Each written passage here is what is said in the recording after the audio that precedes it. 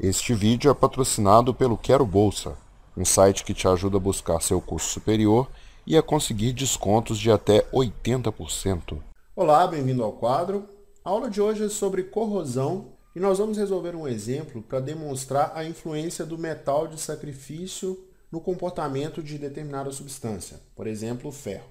Bom, nesse exemplo, uma fita de um determinado metal, que pode ser cobre, chumbo, zinco ou alumínio, foi enrolada em torno de um prego de ferro e ambos foram mergulhados numa solução de água salgada. Foi observado que, após algum tempo, o prego de ferro foi bastante corroído, ou seja, o ferro sofreu corrosão.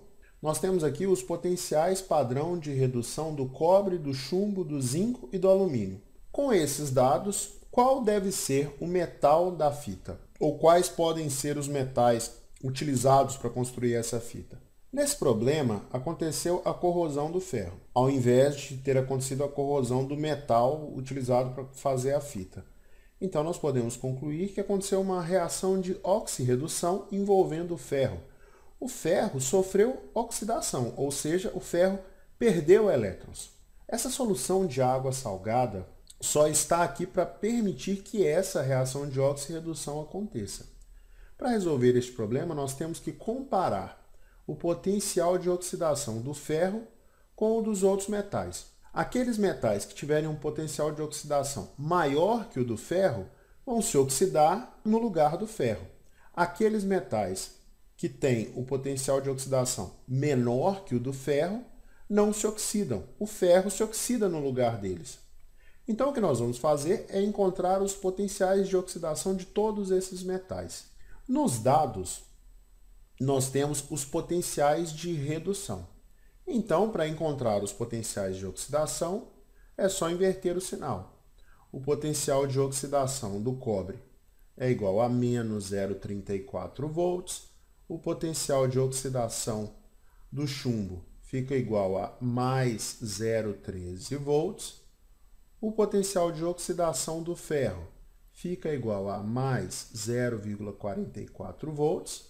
Invertendo também o potencial de redução do zinco, nós encontramos um potencial de oxidação do zinco igual a mais 0,76 volts.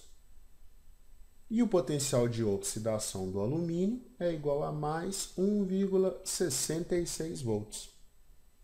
Agora que nós temos os potenciais de oxidação, como nós queremos comparar os potenciais de oxidação dos outros metais com o potencial de oxidação do ferro, nós vamos marcar aqui o potencial de oxidação do ferro.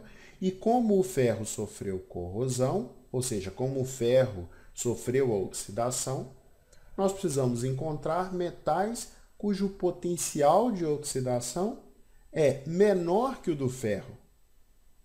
Esses metais podem ter sido usados para construir a fita. Então, vamos começar a comparação. O potencial de oxidação do cobre é menor que o potencial de oxidação do ferro. Então, o cobre pode ter sido utilizado. O potencial de oxidação do chumbo é 0,13, que é menor que 0,44, que é o potencial de oxidação do ferro. Então, o chumbo também pode ter sido utilizado para construir a fita. Agora, vamos ao zinco. O potencial de oxidação do zinco é maior que o potencial de oxidação do ferro. Então, se ele tivesse sido utilizado na construção da fita, a fita teria sofrido corrosão no lugar do prego. Ou seja, o zinco atuaria como metal de sacrifício. Então, o zinco não serve, porque ele sofre oxidação no lugar do ferro. Ele é um metal de sacrifício para a conservação do ferro. O mesmo acontece com o alumínio, que também tem potencial de oxidação maior que o potencial de oxidação do ferro. O alumínio também sofreria oxidação ou corrosão no lugar do ferro. Portanto, os materiais que poderiam ter sido utilizados para construir a fita seriam cobre e chumbo. O cobre e o chumbo não seriam metais de sacrifício para o ferro. É isso aí, pessoal. Um grande abraço e até a próxima aula.